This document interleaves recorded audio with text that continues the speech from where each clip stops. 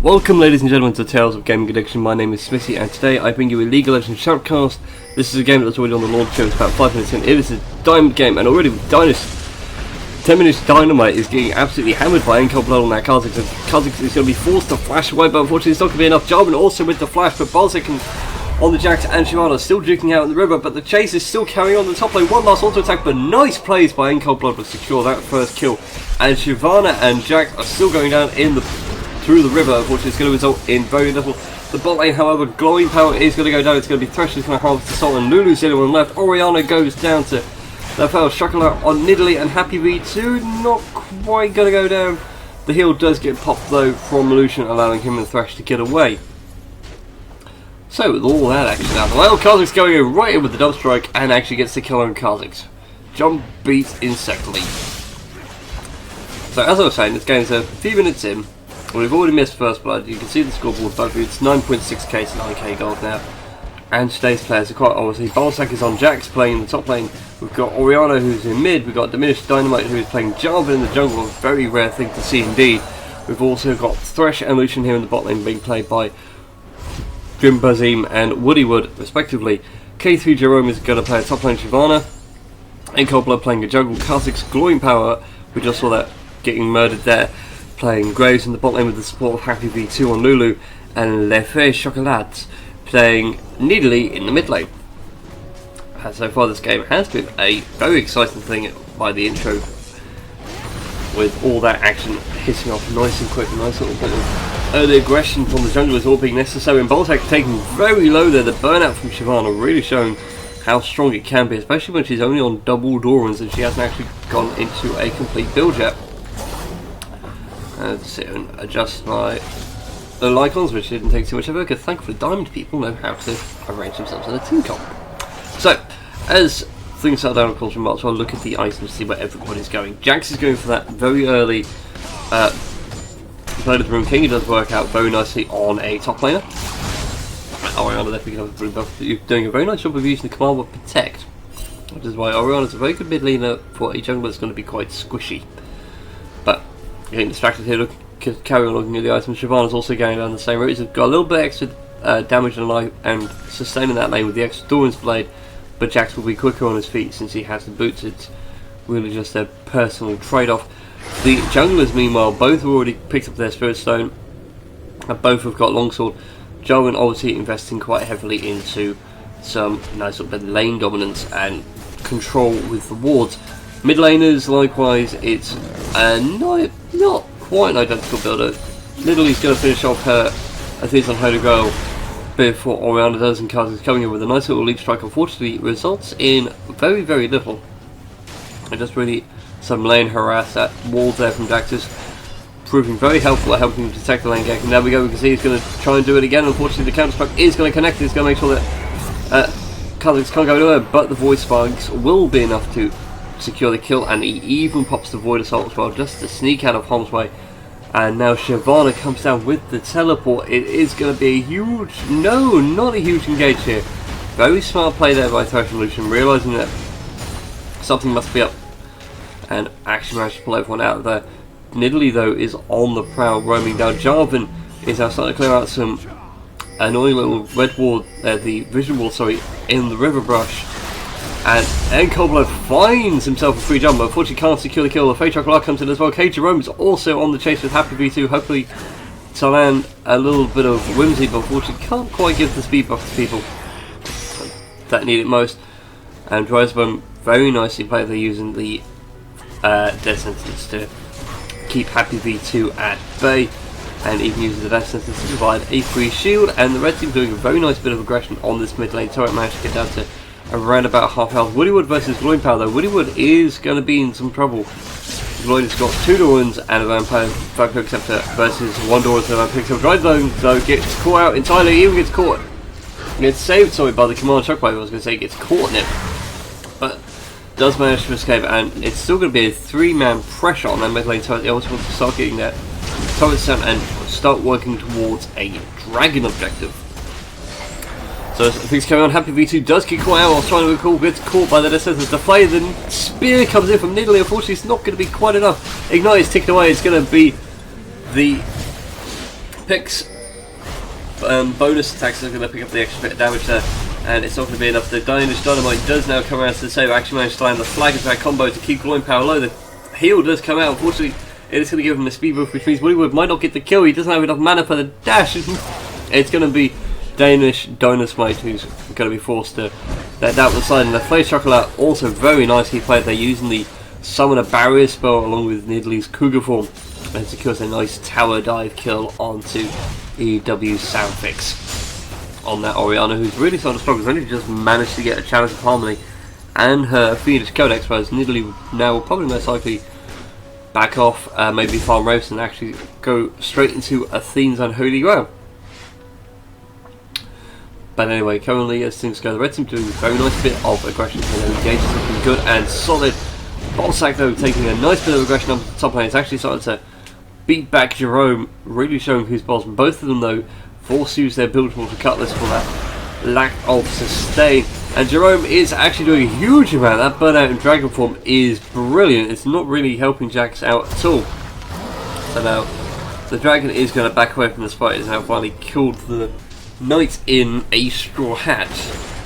Doesn't quite work, nor does Knight in shining armor, but unfortunately Tarfin is nowhere around to help. And pretty much it really. Looking at the items still, the junglers have now gone for the aggressive lizard build. The AD carries are looking to go in two entirely different directions actually. Lucian's already got his Bloodthirster ready, he's got the components, it just needs the combined cost. Whereas Graves has still got hold of that Vampiric Scepter and he's looking to put up his Berserker Greaves. He hasn't, he just managed to get the funds for that. Thresh though has gone for the Ancient Coins and Talisman of Ascension Tree. Obviously looking to build up a huge amount of gold, but also use the movement speed buff active when the team fights kick off. And also further down the list we have got the Fiendish Codex for Lulu, so going to be a nice little bit of ability power and cooldown reduction for him.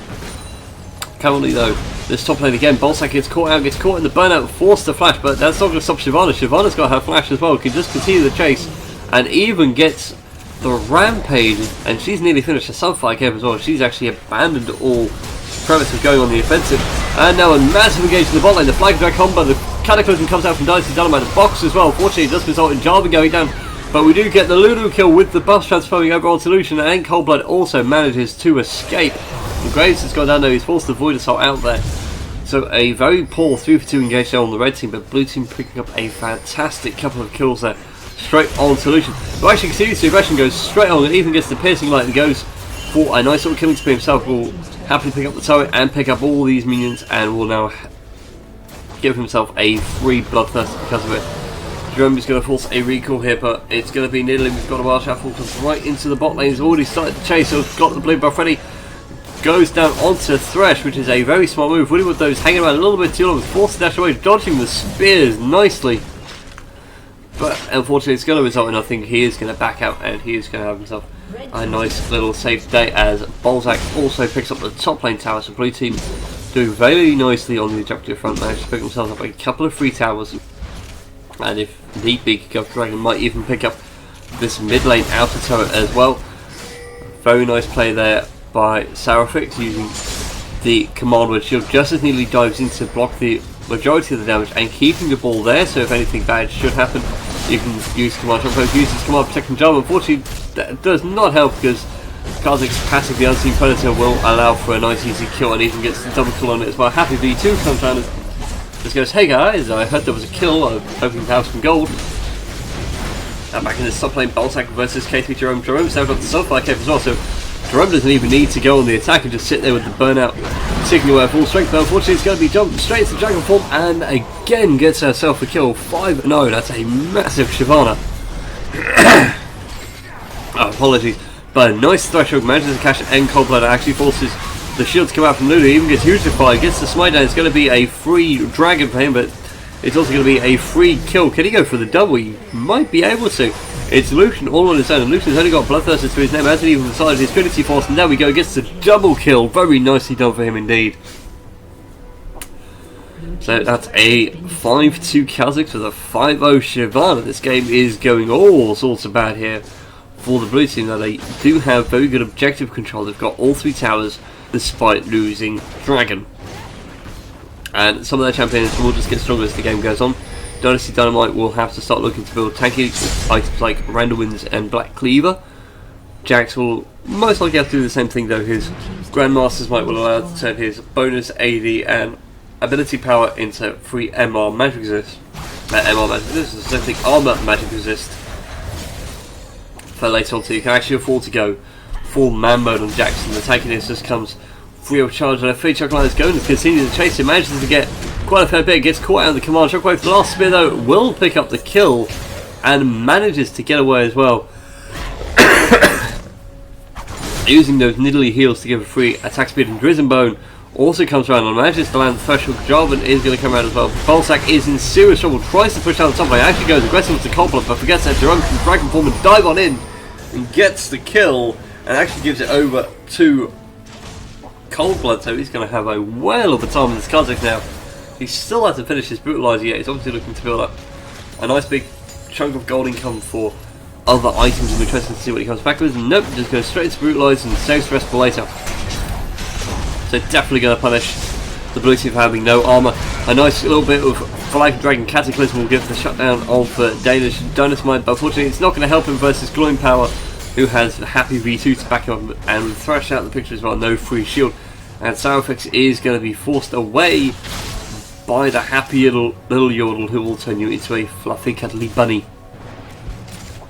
So, as we're sitting here at the 80-minute mark, the items currently, the top laners definitely have gone along different build lines. Jax has got his Blood of the Rune King. Shyvana actually abandoned that idea and went straight into a Sunfire Cape to give herself a little bit of armor and health and reduce the effectiveness of it. Encobled does a very nice dive right from the river, actually manages to do a humongous amount of damage onto Sourfix and picks himself up a free kill. Happy V2 gets caught out though by Woodywood in the bot lane. It's not going to result in a huge amount of him. Does a dash over the wall. Fortunately, Graves is there with the save, drops the smoke bomb to give Happy V2 some covering fire to get away. Woodywood smartly plops a wall down by that ramp entrance by the dragon, make sure that no one can sneak up on him. So back to the items at hand. Kha'Zix's now gone heavy into armor pen. He's got the last whisper, he's got the brutalizer, so he's really starting to punish the lack of armor on the opposing team. Nidalee already gone through the Athenes and Holy Grail, starting to build up a fancy hat for himself as well. He's already got the spell pen boots. So that spear is going to be chunking people down as soon as he gets within range, and massive engagements happening all across the map. Jarvan goes down in the mid lane and Graves goes down in the bot lane. It's going to be a 2-man pressure on this bot lane inner the mid lane inner turret, and it is actually going to succeed. The minions just coming in, and it's going to be Laffy that picks that one up. And those spears do a huge amount of damage on Orianna. Did a quarter of her health in one go. She hasn't even built that much magic resistance. She's only hovering around with the Athene's Unholy Grail. Carrying on course with the items whilst this mid lane inhibitor tower goes down, as Woodywood is forced to pop the cover. Actually, Happy Encoblade absorbs a lot of it. Goes in with the Void Assault, gets the Void Spikes, and gets his claws in onto Lucian's already crushed skull and gets himself a free kill. And Jarvan also goes down, so I think the rest team have got this one sealed up in the bag very nicely. Drizenbone goes in with the play and the death sentence second just to get himself a little bit closer. If he actually going down with Ignite here, will go down. It's going to be Sourfix to pick that one up. Unfortunately, it's not going to matter a huge amount. Jerome's godlike and actually can happily sit there and dish out any punishment that Drizenbone dishes out, and even what Sourfix can dish out as well.